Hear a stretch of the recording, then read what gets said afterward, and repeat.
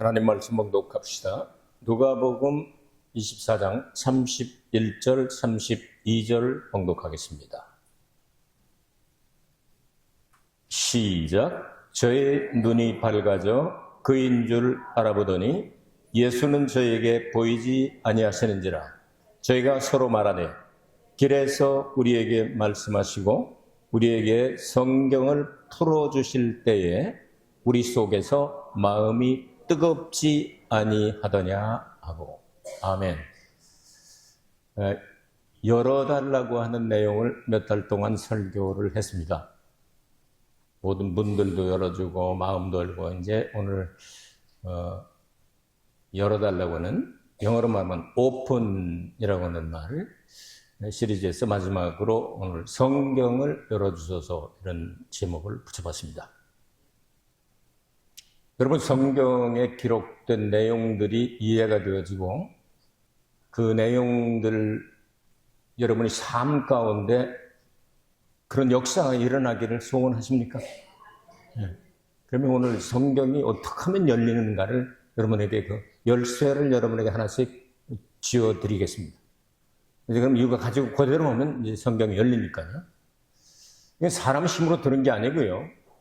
누가복음을 읽다 보면 누가복음 24장에 사람의 손으로 열 수 없는 네 가지 문을 예수님께서 여십니다. 첫 번째로 1절에 보면 부활의 무덤 문을 여셨죠.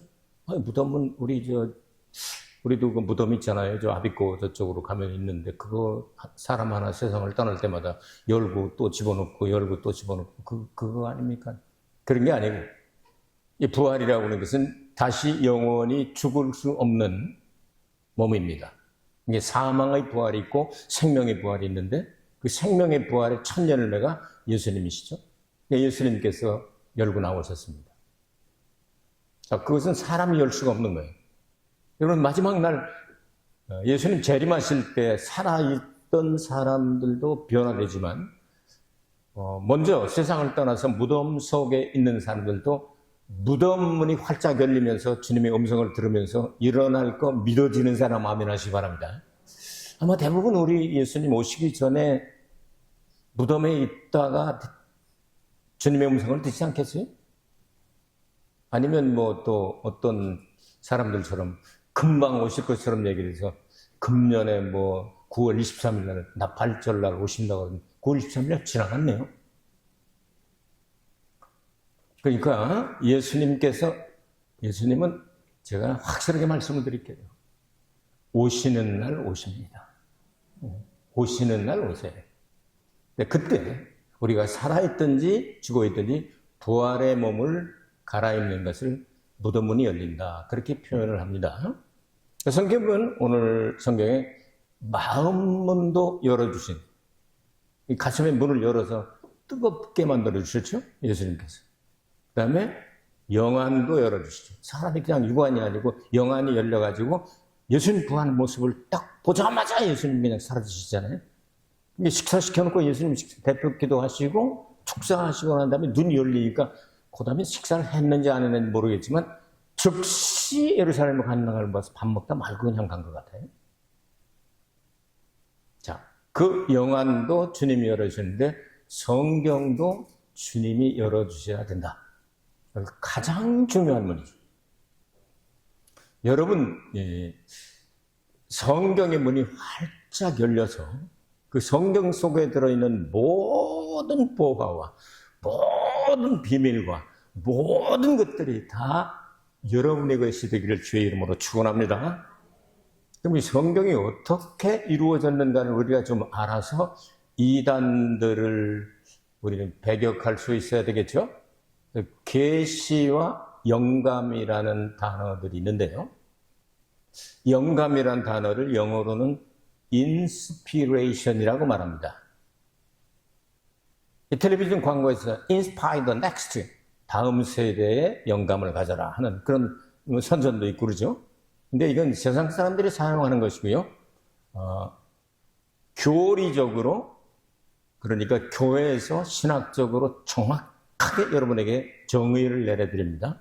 영감이라고 하는 것은 성경의 40여 명에게 하나님께서 특별히 숨을 불어넣어 가지고 자기 생각이 아니라 하나님의 생각을 가지고 말씀을 받을 때 받는 것을 영감이라고 이 교리적으로는 말합니다. 그러니까 여러분 지금 영감 받을 수 있어요, 없어요? 이렇게 정확하게 얘기했는데도 대답을 못 하시네. 여러분이 영감을 받을 수 있어요, 없어요? 네? 없어요 하고 대답을 해야 돼요. 영감을 어떻게 받아요, 우리가? 40명에 못 들어가잖아요, 우리가. 성경 기록은 끝났기 때문에. 그런데도 우리는 오늘 목사님 설교가 영감이 넘쳤어요. 요즘 그렇게 말하는 사람도 별로 없지만 내가 여러분 잘 만나지 못하니까 시가 영감이 넘칩니다. 그림이 영감이 있어요. 이렇게 표현은 할 수가 있을 것입니다. 그러나 알고 사용하시기 바랍니다. 성경이 말하는 영감이라고 하는 것은 감동이란 단어로 번역을 했는데 모든 성경은 하나님의 감동으로 된 것으로 영감으로 된 그 영감은 성경을 기록한 40여 명의 기자들에게만 특별히 부어주신 성령의 역사를 말한다. 아시겠죠? 그럼 계시가 뭡니까? 계시는 원어를 풀어 설명하면 커튼을 두껍게 이렇게 쳐놔서 아무것도 안 보이는데 이것을 열면 보인다 하는 뜻입니다. 여러분 주무실 때 커튼 치고 주무세요? 열고 주무세요? 어두운 게 싫어서 그냥 활짝 열어놓고 주무십니까? 피터팬 나라 같아 하면서 그냥 즐기면서 주무십니까? 주무실 때는 깜깜한 게 좋답니다.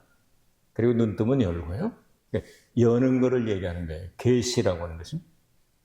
성경에서 계시는 완성됐다고 말씀합니다. 그래서 요한계시록을 주시면서 이 말씀에 더하면 요한계시록을 통해서 말씀하신 그 모든 저주와 모든 것들을 다 받게 될 것이고 거기서 빼면 하나님께 준비하신 모든 하나님의 은혜와 축복과 영생과 모든 것들을 제어해버리겠다 이렇게 말씀하셨어요. 그러니까 계시는 가감할 수가 없죠. 계시는 완성된 겁니다. 자, 다시 질문합니다. 그러면 요즘 계시 받았다고 하는 사람들이 가끔 있는데 계시를 받을 수 있어요, 없어요? 없어요. 그래야 정확한 거예요. 우리는 알고 믿지 않는 거예요. 계시 받는 사람 없습니다, 지금. 그 계시 받았다고 하는 것은 꿈을 꿨든지 잘 생각했든지 아니면 성경 읽었던 게 이렇게 이제 떠올랐든지 여러 가지 방법이 있기는 있어요.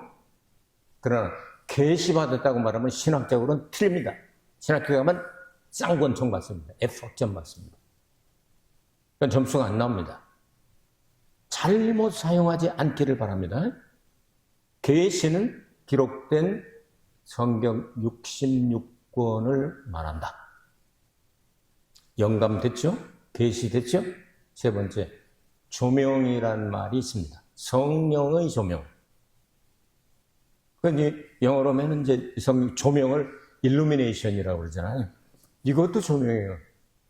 지난주에 이거 불 나가서 좀 얼굴이 거무스름했는데 지난주에 이거 달아나가지고 조금 밝아졌죠? 그런 것도 못 느끼죠? 못 느끼고 사십니까? 눈이 어두우셔서? 이런 것도 조명빨 받는다고 그러잖아요. 무대 조명이라든가. 이런 조명이 있어요. 근데 성령의 조명이라고 하는 것은 성경을 읽을 수 있고 깨달을 수 있도록 빛을 비춰주는 걸 얘기하는 겁니다. 자, 아무리 시력이 좋은 사람이라 할지라도 깜깜한 데다가 성경을 던져주고 읽어봐라 하면 읽을 수 없어요. 못 읽죠. 조금이라도 어떤 빛이 비쳐 형설의 공을 쌓아서 눈 뭉치를 갖다 놓든지 반딧불을 잡아다가 한 1000마리 잡아다가 똥구멍 밑에 있는 걸 빼다가 놔가지고 조금 밝아지면 조금 읽을 수, 달빛에 읽으면 조금 더 잘 읽어지겠죠? 근데 하나님께서 성령을 태양과 같이 싹 비춰주시면 성경 말씀이 잘 보여질까요? 안 보여질까요? 잘 보여져요. 이걸 성령의 조명이라고 말합니다. 이 세 단어는 잊지 마시기 바랍니다. 영감, 계시, 조명. 요거 잘못 사용하지 않기를 바랍니다. 어떤 사람들은 요즘 아주 사도행전 29장을 우리가 써야 되겠어. 바울이 28장까지 쓰고 안 썼으니까. 목표는 좋지만 사도행전 29장은 아무도 써서 붙일 수가 없어요. 사도행전 28장으로 끝나고 거기에 있는 내용들이 성령의 역사를 통해서 나타날 수는 있어요. 그러나 계시는 완성됐기 때문에 더 하려고 하지 말라. 빼려고도 하지 말라. 그대로 믿어라. 자, 됐습니까? 성경과 그 기록을 여러분에게 말씀을 드렸습니다. 자, 그러면 성경과 강해에 대해서 오늘 성경을 말씀하고 있는데요. 자, 성경에도 문이 있을까? 문이 있나 봐요. 오늘 성경 말씀에 길에서 우리에게 성경을 뭐라고 그랬어요? 우리 성경에 풀어주실 때, 일본어 성경에는 세츠메 시테 쿠다사루 도키 설명이라고 그랬어요. 중국 성경을 찾아봤더니 짱지에 이렇게 써놨어요. 강해해 주실 때에, 짱지에 강해해 주실 때. 그 영어 성경에 보니까 open the scriptures. 스크립처스는 성경은 한 권이 아니고 66권이기 때문에 복수로 사용하고 있어요. 그러니까 열어주셨다 이렇게 표현을 했어요. 알기 쉽잖아요, 이것도. 설명도 좋고 강해도 좋고 그 다음에 풀어놓는 것도 좋지만 영어 성경도 또 스트레이트로 그냥 오픈 바이블 오픈 더 바이블 하면 성경 같이 읽자고 읽어라 그래요. 클로즈 더 바이블 성경을 덮어놓고 펴놓고 펼쳐놓고 덮어놓고 이런 내용이 아니잖아요. 성경을 열어주셨다 하는 내용은 성경을 알게 해주셨다. 오늘 성경에 보니까 엠마오로 가던 두 제자들이 유대인들은요 모세오경을 암송을 합니다. 저는 평생을 읽었는데도 모세오경 암송 못합니다. 중요한 구절만 알고 이 나가래만 알지 평생을 성경을 계속 읽어도 다 외워지진 않아요. 근데 그 사람들은 다 외웁니다. 그런데도 열어주지 않으니까 예수님을 모르는 거예요. 그 예수님께서 구약에 있는 예수님에 대한 내용들 중요한 부분들을 터치를 해주신 거예요. 시편에서 예언자의 글에서 선지서에서 모세 율법에서 이게 다에 대한 이야기야 했더니 그 사람들이 그 설명을 들을 때 가슴이 어떻게 됐다고요? 뜨겁지 아니하더냐. 영어 성경에 보면 burning, 그래서 burning, 불타올랐다는 마음, 가슴이 그냥 막 끓어올랐다는. 여러분 어때요? 성경 읽다가 깨닫고 은혜 받고 막 그냥 눈물 나고 회개하고 이러는데 가슴이 냥하게 식어져가지고 은혜 받은 냉개비야 이렇게 됩니까? 아니면 그냥 가슴이 뜨거워서 그냥 가슴이 고동치면서 막 움직이고 싶습니까? 기도하고 싶고 찬양하고 싶고 전도하고 싶고 그래야 정성이죠. 이게 성경이 열린 사람들이에요. 성경이 열리게 되기를 주의 이름으로 축복합니다. 그래서 열어놓고 보니까 구약에는 예수님이 숨어서 계시고 성경을 열고 여기도 예수님이네. 여기도 예수님. 여러분 예수님이 이 세상에 육신을 입고 오신다고 하는 내용이 456번이나 구약 성경에 기록되어 있습니다. 그 다음에 예수님께서 다시 오신다고 하는 내용은 신구약 성경을 합해서 1453번인가 기록이 있어요. 엄청나잖아요. 여기 성경을 열어주니까 이걸 알게 된 거예요. 성경을 풀어주세요. 그러니까 숨어 계셨던 예수님이 신약에서는 나타나서 활동하는 예수님으로 보이지 않습니까? 영적 성경 열려야 이런 게 보인다 이 말이죠. 성경이 안 열리면 안 보이는 거죠. 늘 제가 여러분에게 비유로 설명합니다만 성경 전체는 예수님에 대하여 기록되고 예수님이 직접 못 박았습니다. 요한복음 5장 39절에 너희가 영생을 얻을 줄로 알고 성경을 상고하거니와 이 성경은 곧 나에 대하여 증거한 것이다. 구약 성경이죠. 그때 성경은. 그러니까 예수님 찾아내지 못하면 성경을 읽거나 마나요. 그래서 저는 이렇게 표현을 자주 씁니다. 성경이 천이라고 한다면 예수님의 보혈로 시작부터 끝까지 적셔져 있어서 이걸 시보리를 짜듯이 시보로 하면 예수님의 피가 뚝뚝뚝뚝 떨어져야 한다. 성경은 66권으로 되어 있는데 예수님의 십자가를 중심으로 되어 있어서 예수님의 고난을 중심으로 되어 피 흘린 거니까 십자가의 나무로 66칸의 집을 만드셔서 문을 달아놓고 있는데 그 성경의 문을 열 때마다 예수님이 걸어 나오신다. 표현이 좀 재미있는 것 같지 않아요? 여러분도 좀 사용하시죠? 전도하면서. 그러니까 예수님이 문을 열어주셔야 그게 열린다 그 말이죠. 그 문이 열리면 이 성령의 역사를 통하여 우리 가슴이 뜨거워지고 회개가 나오고 변화가 일어나고 고동치고 가슴이 뛰게 되는 거죠. 그러면 기록된 성경과 성령의 역사는 어떤 관계에 있을까요? 우리는 66권의 계시, 기록된 말씀을 계시라고도 말하고 그것을 우리는 로고스라는 말을 사용합니다. 말씀이다. 하나님의 말씀이라는 단어를 사용합니다. 태초에 로고스가 계시니라. 로고스가 하나님과 함께 계셨으니 이 로고스는 곧 하나님이시니라. 이러면서 쭉 나가다가 이 로고스가 육신이 되어 우리 가운데 거하시니 은혜와 진리가 충만하더라. 요한복음 1장 1절부터 14절까지 이제 조금 생략하고 말씀을 드렸어요. 자, 그러면 예수님께서 로고스가, 그러니까 하나님의 말씀이 사람이 돼서 사람으로 보이는 말씀으로. 말씀은 뭔지 모르잖아요. 기록된 말씀도 있고 조금 이따 설명하겠지만 선포된 말씀도 있고 여러 가지가 있는데 그 말씀이 사람이 된 그분을 우리는 독생자 예수 그리스도라고 말한다. 그렇죠? 말씀은 눈에 보여요, 안 보여요? 안 보이죠. 기록된 말씀은 보이죠.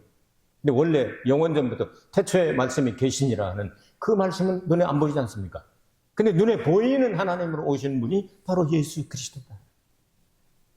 자, 그럼 선포된 말씀은 뭐냐? 그건 자기가 읽을 때 하나님이 선언해 주시는 경우도 있고 대부분은 설교를 들을 때라든가 이렇게 부흥회를 갔을 때라든가 이럴 때에 설교나 이런 걸 통해서 알지 못하던 부분을 막 그냥 얻어맞은 것처럼 딱 하고 가슴을 치면서 깨닫고 회개가 나오고 막 가슴이 뜨거워지고 가슴이 그냥 두근두근해지고 아 그렇구나 이 선포된 말씀을 레마라고 하는 말을 사용합니다. 로고스와 레마가 어떻게 다른지 이런 구분이 되십니까? 그래서 성령의 검은 곧 말씀의 검이다 그랬어요. 말씀이 성령의 역사를 통하여 이 칼이 그냥 놔두면 아무 역사가 없잖아요. 칼질을 해야 막 역사가 되는 거 아니에요. 깍두기를 자르든지 아니면 오이를 자르든지 뭐가 이 칼이 움직여야 될 거 아니에요. 이걸 선포된 말씀 레마라고 한다. 이게 다른 말로 표현하면 말은 다르지만 레마는 성령의 역사다. 이렇게 사용할 수가 있습니다. 성령은 기록된 하나님의 말씀 이외를 통해서 증거받기를 원치 아니하십니다. 꼭 성경을 통해서만 증거받으시기를 원하십니다. 그러니까 성경을 떠난 성령의 역사는 없고 성령의 역사는 반드시 성경을 근거로 해서 역사하신다. 그렇게 증명하시면 이단들한테 속지 않고 이겨먹을 수가 있습니다. 이단한테는 이겨먹으시기 바랍니다. 부부싸움은 져먹으시기 바랍니다. 이단은 이겨먹어야 되고요. 다른 쓰잘데기 없는 싸움은 저도 괜찮아요. 아시겠죠? 그러면 그 하나님의 말씀과 성령이 역사하시는데 어떻게 역사를 하냐면 예컨대 이 전기가 우주 안에 계속 흐르고 있지 않습니까? 근데 여러분 그냥 전기가 막 여러분 가다가 막 태우고 그러질 않잖아요. 전기가 어떻게 오죠? 발전소를 통해서 그걸 모아가지고 어느 정도의 힘을 딱 실어주면 배선된 데로만 전기가 오지 아무 데나 오질 않아요. 이런 데 오면 그냥 다 걸리게? 선 까놓는 데만 오는 것처럼 성령은 로고스, 태초부터 계신 영원 전부 무한 태초부터 계신 말씀을 근거로 깔려 있는 곳에 성령이 타고 들어오신다. 전기 수도도 그렇고 가스도 그렇고 마찬가지 아닙니까? 그러니까 하나님의 말씀이 저는 이렇게 또 표현합니다. 쌀과 같다면 쌀을 그냥 먹을 수 있습니다. 생쌀로. 너무 배고프니까 나 먹어야 되겠지. 그럼 생뚱 싸겠지. 쌀을 그냥 먹을 수도 있지만 이걸 밥을 지어가지고 맛있게 아주 쌀 하나가 그냥 전부 살아서 움직이는 것처럼 일본 이 스매시처럼 아주 탱글탱글하면 얼마나 맛있습니까? 그게 쌀이 아니죠. 똑같은 재료인데 한번 불을 거쳐서 밥으로 만들어 놓으니까 먹기 좋은 것처럼 기록된 말씀이 쌀이라고 한다면 선포될 때의 말씀은 밥과 같다. 여러분 쌀 잡수실래요? 밥 잡수실래요? 밥이 나을걸? 그렇죠? 이렇게 하나님의 말씀이 역사가 일어나기 시작을 하면 이건 뭐 무한한 역사가 일어나게 되는 거죠. 그래서 성경을 여러분 다독을 하셔야 되겠어요. 많이 읽으세요. 무조건. 몰라도 좋으니까 많이 읽으세요. 그리고 아는 부분들은 속독을 해도 좋습니다. 예컨대 누가복음 19장에 예수님께서 여리고를 나가실 때에 아주 키가 짤막하고 땡땡한 아저씨가 하나 있었죠? 이름이 삭개오죠? 그래서 예수님 너무 쬐끔해가지고 잘 안 보이니까 뽕나무로 올라가서 이렇게 쳐다보고서 예수님께서 내려와라. 이 이야기는 여러분 한 10절까지 쭉 읽어 내려가면 머릿속에 다 들어있잖아요? 그러면 삭개오 시작하면 그것까지 그냥 싹 속독을 해도 괜찮습니다. 아는 내용이니까. 그러나 그 말씀의 한 구절에 붙잡힐 때는 정독을 하세요. 왜 이렇게 말씀하셨을까? 이게 과연 무슨 뜻일까? 하면서 정독을 해서 파는 거예요. 우리가 이제 그런 식으로 해서 이 설교하는 부분은 이제 정독해서 나가는 거예요. 이게 이런 뜻이다 하는 거. 아시겠죠? 그 성경 말씀을 많이 이렇게 가지고, 이거 말씀을 가지고 묵상을 하세요. 묵상을 하면은 성경이 떠오르잖아요. 성경 묵상하면 성경 하나님의 기록된 말씀도 있고 선포된 말씀이 있으니까 그 말씀의 체험이 묵상할 때 체험이 오는 거 아니에요. 또 예수님 만나잖아요. 하나님 만나잖아요. 성령님 만나잖아요. 묵상하시고 또 때로는 암송도 하시고 또 이렇게 뭐 구역이나 이런 시험도 보시고 퀴즈 내고 답변하는 편자 가지고 이런 거 좀 하면 얼마나 좋을까 이렇게 생각해 봅니다. 제가 평생 동안 성경을 열심히 읽은 계기가 있습니다. 여러분이 제 고향을 아는 사람은 우리 교회 여러분 온 사람들이 어디지? 충청남도 당진이에요. 그때는요, 반 이상이 여인분들은요, 문맹이 많았습니다. 우리 어머님 연대에는 문맹들이 많았어요. 그러니까 까막눈들이 많았습니다. 글을 못 읽으셔요. 그냥 듣기만 하시지. 우리 시대 때 와서 이제 국민학교인가 초등학교인가 뭔가 이렇게 국민학교죠 그때는. 국민학교가 생겨가지고 글을 읽기 시작을 했지. 이제 성경을 읽기 시작하고 이렇게 하는데 그때는요 이 사경회라는 게 있었습니다. 일주일 내내 하는데 낮에도 해요. 그래서 시골에서 뭐 들을 만한 농한기에 대부분 합니다. 농번기에는 못하고 농한기에 농사 없을 때 겨울이나 이런 때. 근데 우리 동네 앞에 서산 가는 쪽에 동살미라고 하는 곳이 있어요. 운산 쪽으로. 칼바위산 밑에. 근데 우리 동네에서, 그러니까 이쪽에서 그 사경회 한다 그러면 동네에서 다 모아가지고 글로 가는 거예요. 20년 정도 이렇게 걸어서, 한두 시간씩 걸어가지고. 거길 걸어갔는데, 지금도 이름도 잃어버리지 않아요. 계기를 얘기하는 거예요. 대구 신학대학장 최종원 박사님이 오셨어요. 성경을 얘기를 참 잘하세요. 아, 참 잘한다. 저렇게 나도 해봤으면 좋겠다. 이러면 이제 낮에 성경 공부 시간인데요. 퀴즈를 내시는 거예요.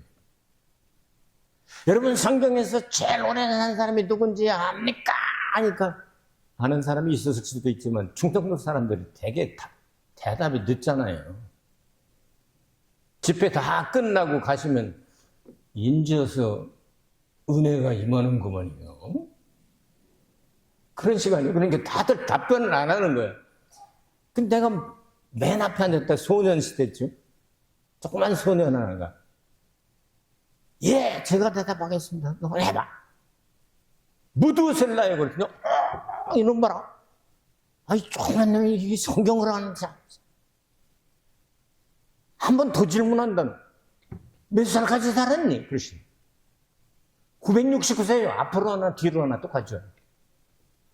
이야, 이거 성경 박사 났네. 그러더니 그 자리에서 내가 예수님의 이름으로 내가 하나 임명을 할 테니까 그런 줄 아시오 하더니 딱 일어나라고 하더니 너 이름이 뭐야? 이강헌인데요? 내가 오늘 예수 이름으로 이강헌에게 성경 박사로 임명하노라. 아니, 신학대학 대학장이 와가지고서 했으니까 성경 박사 아니요?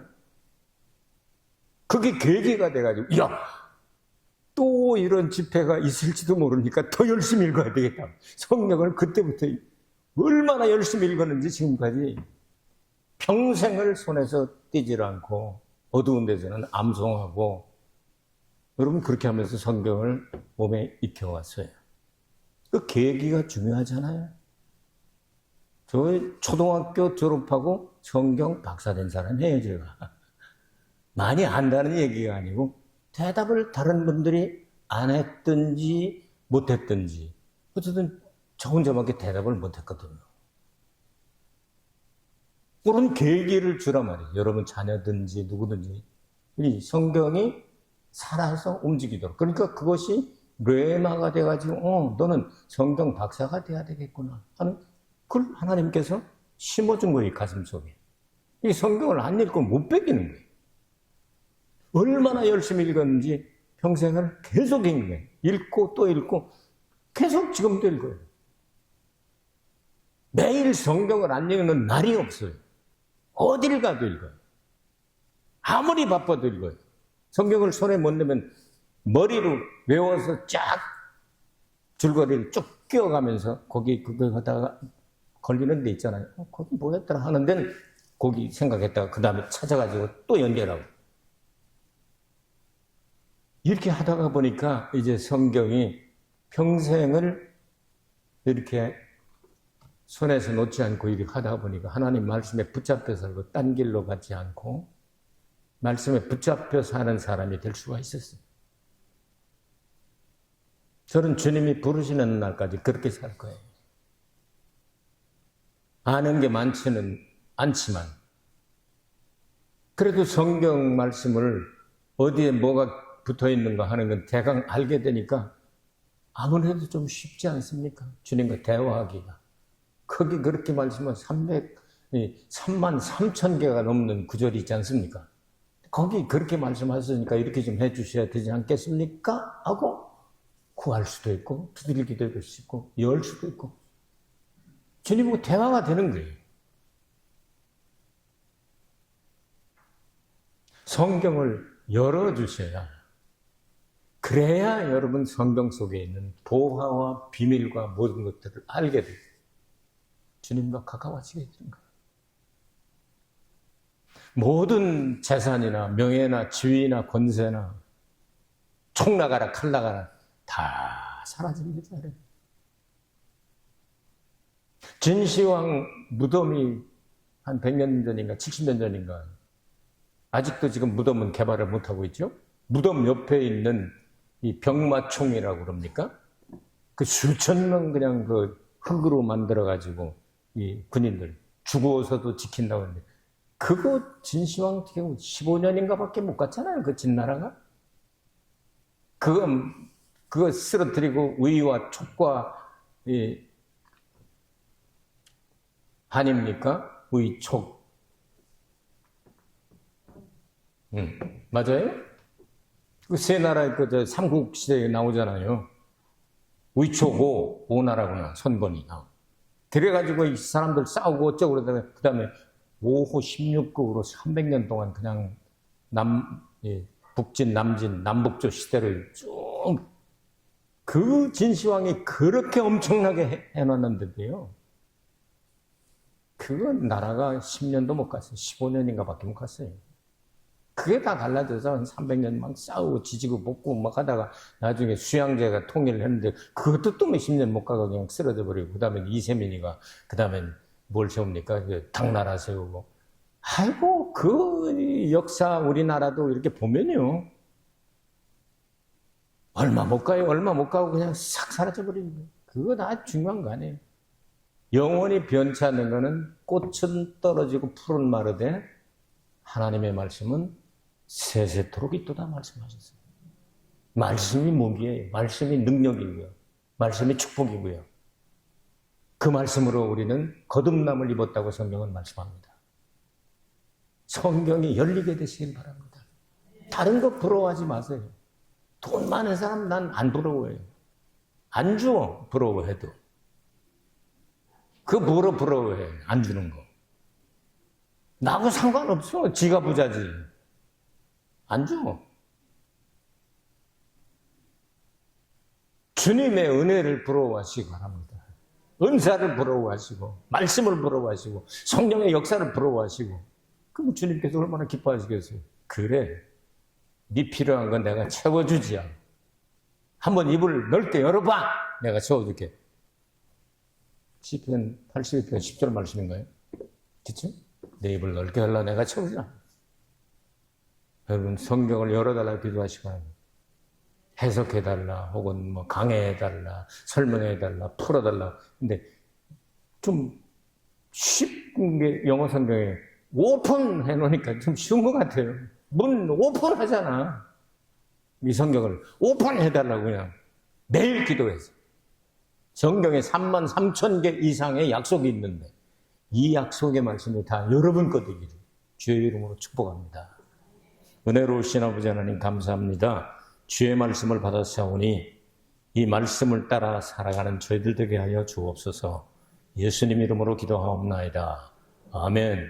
神の御言葉を一緒にお読みいたしましょう。ルカの福音書24章31節と32節です。それではお読みいたします。せーの。それで彼らの目が開かれ、イエスがと分かった。するとイエスは彼らに見えなくなった。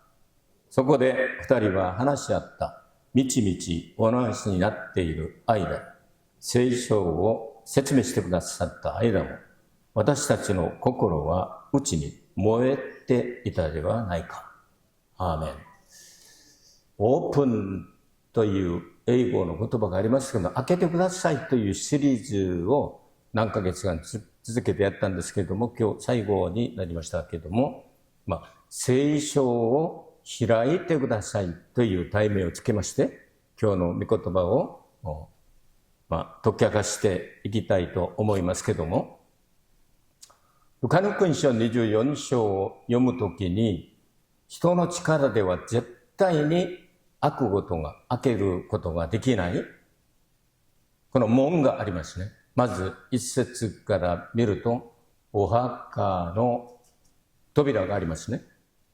私たちはお墓の扉、我孫子にある町に行ったら開けることができるんじゃないですか。その次の人が死んだら、もう開けて入れちゃうんだ。そのような開け方じゃないですね。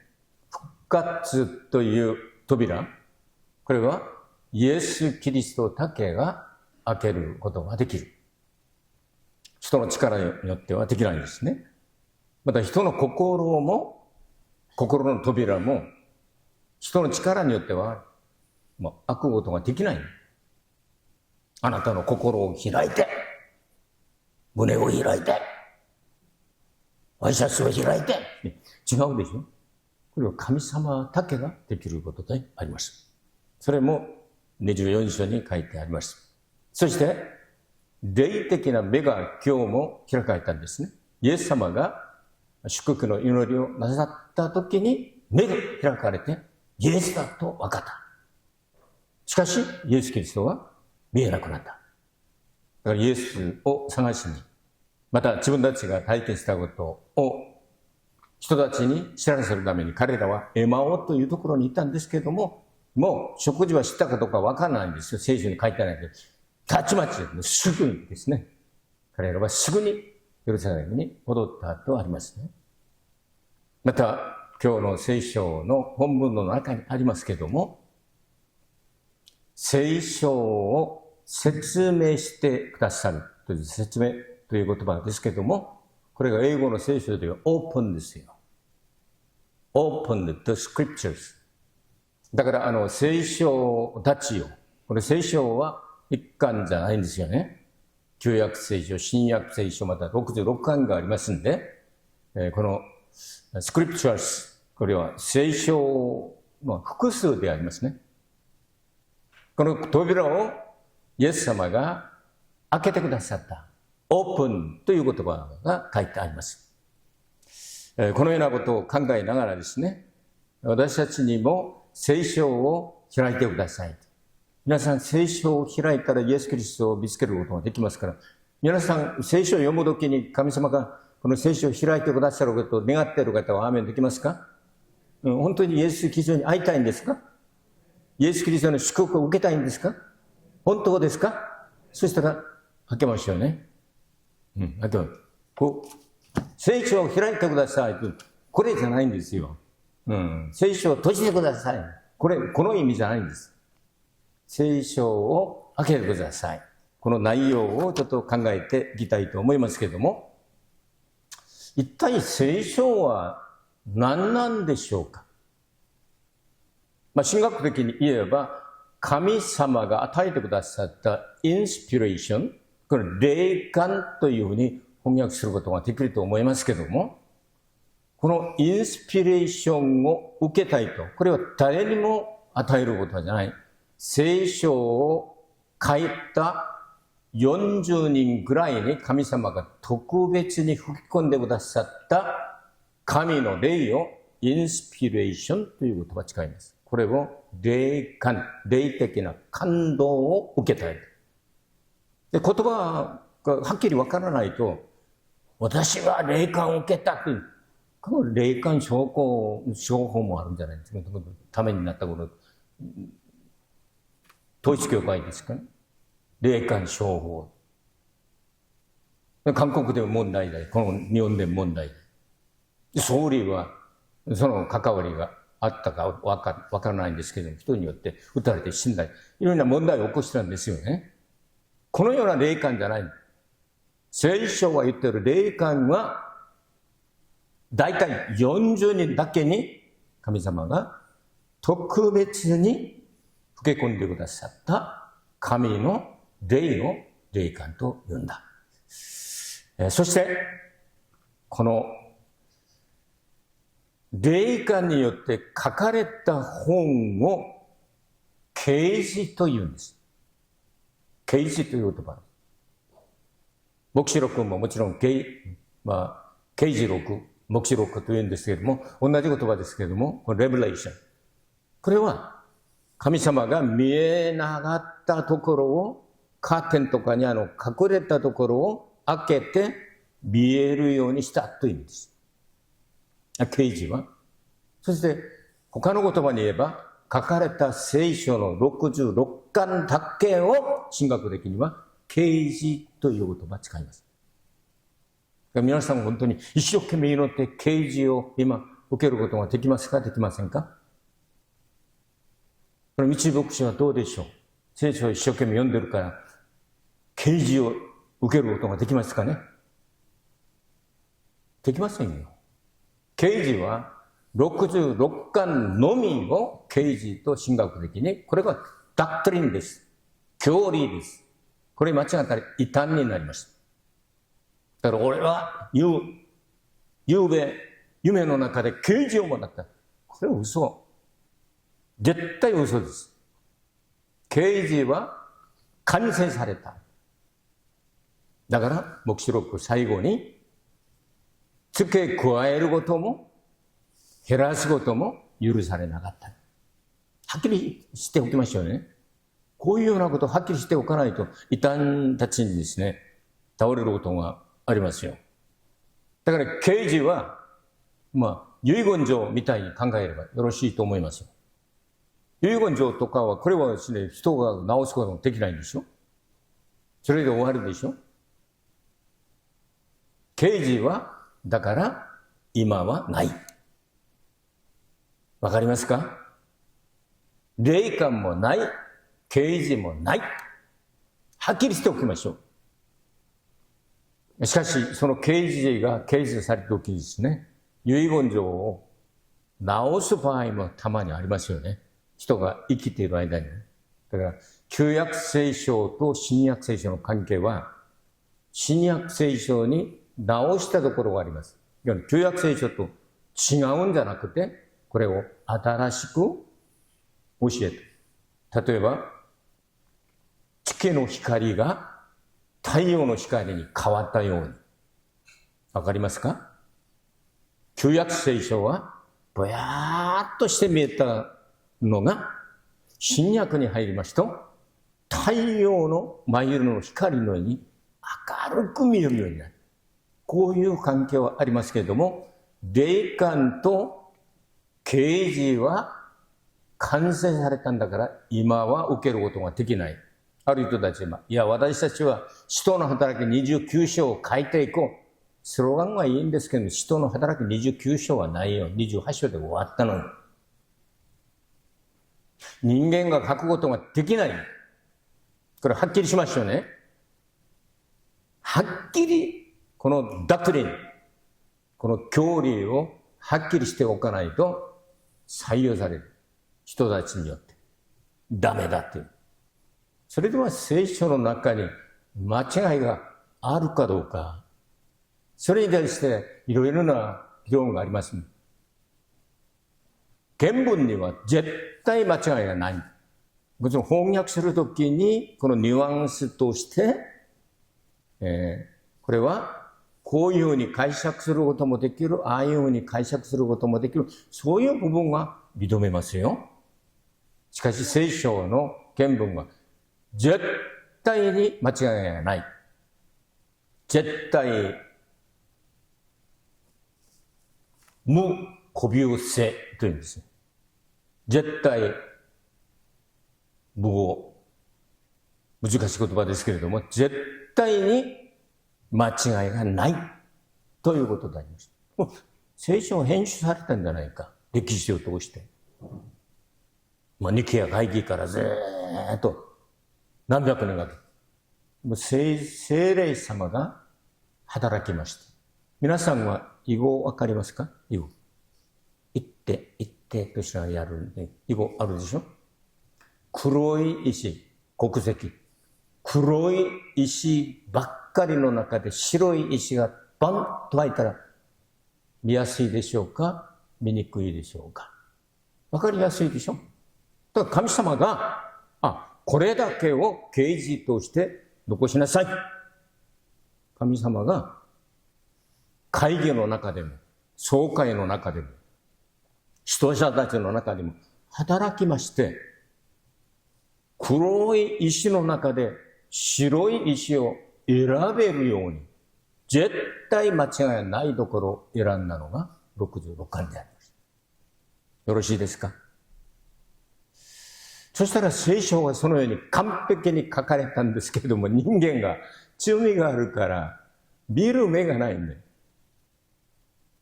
今日の聖書の中にもですね、イエス様が説明したんですけども、彼らはみんなモーセの古書とか暗唱できる。私、生涯ずっと読んでもモーセの古書暗唱できませんよ。あちらこちら溶接だけ暗唱できるんですけども、絶対できない。しかし彼らは、イスラエルの人たちはみんな暗唱する人たちですけども、全然イエス・キリストを送るということ分からなかったでしょ。だから神様が聖書を読むときに照らしてくださる光を照明というんです。これは英語ではイルミネーションというんです。イルミネーショ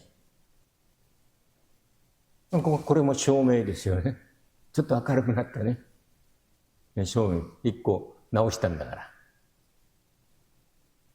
このように照明をつけてください。どんなに知識があって、どんなに目がいい人でも、闇の中にある聖書を読むことができない。できないんですね。ろうそくか、灯火か、最低雪か、あるいは蛍の光か、あるいは月の光か、いや、太陽の光なら一番いいや。この照明を神様がつけてください。その時にやっと読むことができるように。三つの言葉を絶対忘れないでください。霊感、インスピレーション、啓示、レベレーション、照明、イルミネーション。よろしいですか？このぐらいわからないと異端者たちにやられる場合もあるんですから、絶対にこれは覚えてほしいです。今日の聖書の御言葉を見ると、聖書と説明という言葉がありますね。この説明が、中国では公開という言葉を使っています。上海。上海。公開という言葉を使っています。韓国語では풀어주실 때解き明かしの近い意味で受け取っています。それで日本語では説明してくださるときに、英語の聖書は opened scriptures。オープン。開けてくださった。中身が何であるか。このように、旧約聖書にイエス・キリストがあちらこちらに隠れておられるから、開けてくださらないとどこにあるかわからないイエス様が、だから彼らに、この預言者たちの話とか、モーセの律法とか、あちらこちらに、これが私の話だよ。ここにも隠れてるでしょ。ここにも隠れてるでしょ。かくれんぼやってごらん。このように説明してくださるときに、私たちの心がバーニング、熱くなったではないか。こう言ってます。皆さん聖書を読むときにイエス様がこのように皆さんの心を開けて、また聖書をオープンして説明してくださるから、心が、胸が熱くなりたいでしょ。私は聖書を読むときになるんです。これは聖霊の働きです。これは今でもずっと働きますよ。啓示と霊感とか、そのような証明とか、証明の働きは続けてあるから。さあ、心が熱くなったときに、この胸が熱くなったときに、やっぱり、パクパクパクパクパクパク動くでしょ。違いますか？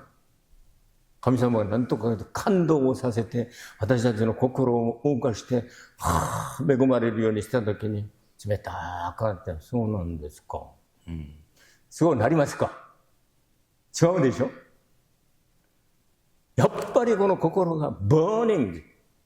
火がついたり、熱くなって、このようになるんじゃないんですか？これを体験したわけであります。この人たち二人がエマオに行ってる間にこのようになって、だから神様の御言葉を読むときに、神様がオープンしてくださるときに、皆さんのこの胸が躍動するようにする、飛び跳ねるようにする。心臓病をかかってパクパクパクパクパク頻脈になることと違うよ。神様の御言葉をいただいたときに、この心の中が熱くなって熱くなって。聖書と聖霊の働きの関係をちょっと説明いたしましょう。聖書を私たちが持っているこの聖書を持っているときに聖書を書かれた言葉と言うんです。この書かれた言葉を言語ではロゴスと呼びます。はじめにロゴスがあった。ロゴスは神と共にあった。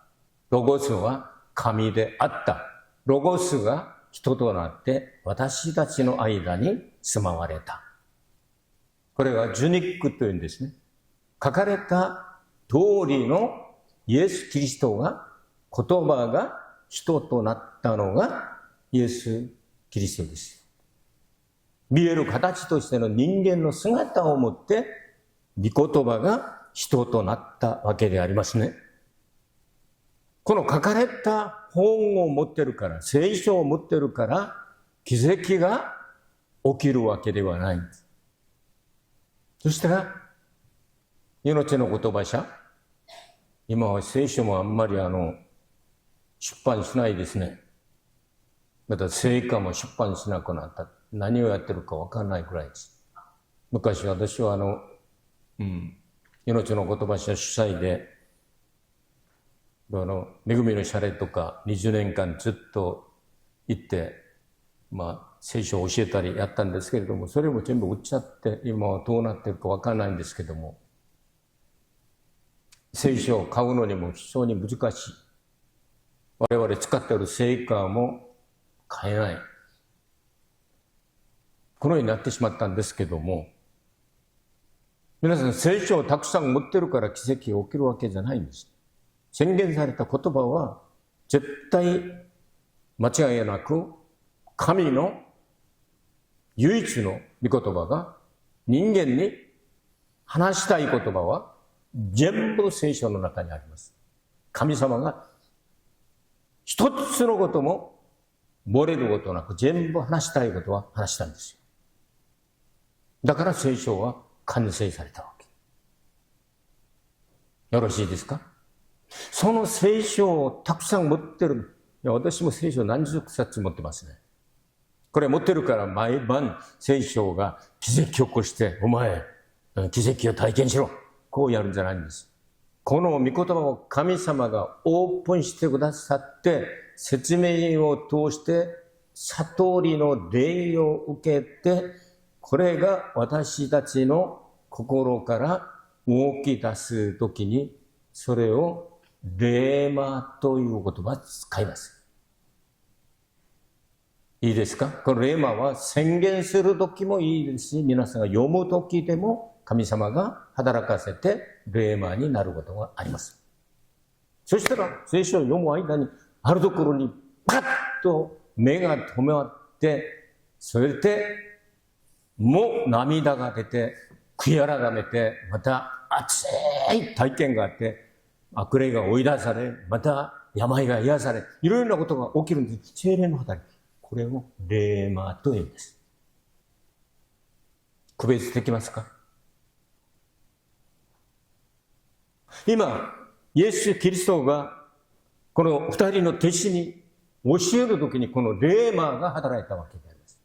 書かれたロゴスがレーマになって働いている。だからある面ではレーマの御言葉は聖霊の働きだ。このように言うことができると思います。ちょうど私たちが例えを挙げるならば、電気配線と電気の流れと関係が、皆さんも電気はたくさんあるでしょう。この変電所とかですね、この発電所とかにいっぱいあるんですけども、それがそのまま皆さんの家庭に来るわけじゃないんですよね。この配線を通しまして来るわけです。だから聖霊はいつでもどこでもおられ働きますけども、御言葉という配線工事ができている人をを通して働きます。だから、他の言葉に言えば、御言葉から離れた聖霊の働きはない。聖霊の働きは必ず御言葉を通して証しされたい。いいですか？このように整理しよう。水道やガスを例えを挙げてもよろしいと思いますね。だったら、この聖書が私のものになって、本当に働きをするためには、まず神様が私たちの聖書をオープンしてくださらなければならないんだ。それで、霊魔にならなければならないんだ。もちろん知識もたくさん必要ですよ。だから聖書を多読しましょう。たくさん読まなければならない。時々速読しましょう。聖書の物語はもう頭の中にインプットされたところあります。ヨナの話とか全部読まなくても分かるんじゃないですか。ジャカイの話とか全部分かるんじゃないですか。時々そのようなところはですね、速読してください。ジャカイ、エリコに照られる時にイエス様、この桑の木がこの木に登ってイエス様がどんな方かって見ようとして、このような話あるでしょう。そしたら1節から9節10節まで速読も必要なんです。そしたら速度が速くなる。それで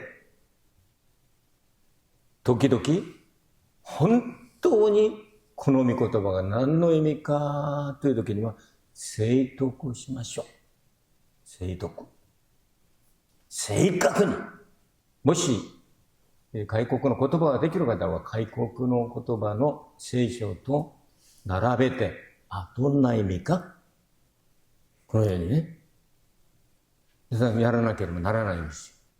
そして聖書クイズや聖書のテストやいろいろな、それで聖書を読んでメディテーション、黙想をするんですね。QT という、この御言葉、この御言葉、せーっとやって、こうしないとですね、聖書の知識が、この心の中に聖書の知識がないものが外に出ることはないんですよ。あるものが出るんですよ。器の中にないものが出ますか？コップの中に水を入れないのに、水は出てこい、出てこい。ずーっと祈りながらやっても出てこないよ。あるものが出るんです。だから皆さんの心の中に神様の御言葉をたくさん蓄えておきましょうね。そして聖書を読むとずっと激励してあげる。アメリカにある教会に牧師が説教を始めると眠り始めて、説教が終わる時に目を覚める長老が一番前に座っていつもやってるんです。だから本当に柱のような長老だから何も言えなく、その孫が隣に座って一緒に礼拝してるんですけれども、孫を呼んで5ドルをあげて、牧師が絶対にこれ起こしてって何週間起こして長老様が居眠りしなかったんですね。しかし1ヶ月くらい過ぎたらまだガクンするんですね。なんでか5ドルずつあげるのになんで、孫を呼んで、何のことだ、なんでお前のおじさんそんなに眠るのになんで起こさないのか。先生、おじさんが10ドルくれながら起こさないでって言ったんですよ。激励にならないですね。御言葉をたくさん聞かないとダメです。それがきっかけになって聖書を一生懸命読むことも、私もそうです。少年時代に田舎っぺだから、本当にこの聖書を教える先生たちがいたらみんな集まるんですよ。そこで昼は聖書勉強の時間があったんです。でも田舎の人たちは大体読めない、この韓国では黒い目というんですけども、文字が読めない方々もいらっしゃるんですよ。だから聞くだけに。そういう人たちがいっぱい集まってるところに聖書記述やってもあんまり答えられない。だから今まで覚えてますけども、第9とテグというところがあるんですけれども、神学の学長が聖書を教え、また集会を導くために来られて、チェ・ジョンウォン先生だったんですけども、今は天に召されたでしょう。その学長先生が昼間の聖書勉強の時間にですね、皆さん聖書の中で一番長生きする人を知ってる人って言ったら、みんな分かってる人はいたと思いますけども、私の田舎の人たちはあんまり行動は早いんですけど、言葉は遅いんですよ。だから言ったら1時間に行っちゃうんですよ、そのまま。そうなのって1時間に行っちゃうんですよ。誰も答えないんですね。だから仕方なく私は、はい、メトシェラですと言ったら、こんなチビがよくも知ってるんだね。君、何歳まで生きてること知ってる？ 969 ですよ。前からやっても後ろからやっても同じですって言ってて。この人、聖書の博士だな。今日日付で、お前名前何？イ・ガンホンですって言って。イ・ガンホンを聖書の博士として任命するって。数学に集まったところで私任命もらって、これを少年時代に聖書の博士になっちゃったんですよ。その話を聞いてから、激励になったんですね。聖書の御言葉たくさん覚えると、こんなことがあるんだ。小さい時にはこうなの。そうなの。だから、まだそんなことがあるかどうかわかんないから、一生懸命聖書を読み始めたのが習慣について、今まで生涯かけてずっと聖書を読み続けてるんです。聖書の博士任命されて、後ほどに一生懸命勉強して本当の博士になっちゃったんです。知識は足りないんですけども、本当の博士になっちゃったんです。聖書の博士になっちゃった。神の御言葉を神様が開けてくださるんだから。もう、甘くて、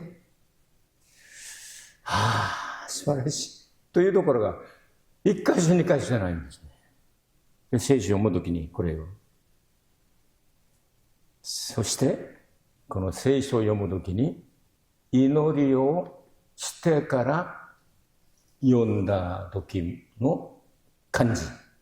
また、聖書を読んだときに、悟って感謝の賛美と祈りをやる。前後が、ただ聖書だけ読むんじゃなくてですね、前後に祈りと賛美と感謝が、加わらで、もっと素晴らしいんじゃないかなと思いますね。とにかく皆さん神様に祈るときにですね、聖書がわかるように開けてくださいと。聖霊様は助け主ですから、開けてくださるんです。説明してくださるんです。解き明かしてくださるんです。願わくは皆さん本当に聖書がたくさん分かって、その聖書はイエス・キリストについてある記録で、イエス・キリストを探すことができる。この基本から外れないでください。だから旧約は隠れてるイエス様。新約は現れてるイエス様。イエス様だけが救い主だ。これを覚えてほしいんです。祈ります。父なる神様、一人をイエス・キリストを私たちに与えてくださって、聖書という一つしかない神の完璧な書物を与えてくださってありがとうございます。聖書を読むときに、この扉を開けてくださいますようお願い申し上げます。イエス・キリストの皆によってお祈りいたします。アーメン。主に栄光を捧げましょうか。